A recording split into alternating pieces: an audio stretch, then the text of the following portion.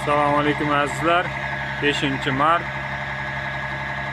Obyektimiz Toshkent viloyati Parkent tumanida. Asbisa bugun beton olmoqchimiz basseynimizga. Basseynimiz mana shu joyga joylashgan. 52 kuba beton zakaz qilganmiz.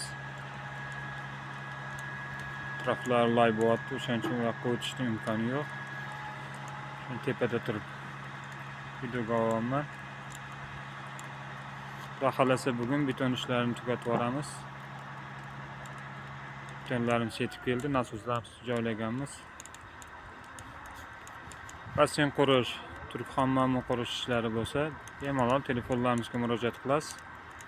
Yana Qozog'iston, Qirg'iziston, Tojikiston qo'shni davlatlarga ham chiqib basseyn qurilishlarini qilib beramiz. Sifat va kafolati bilan.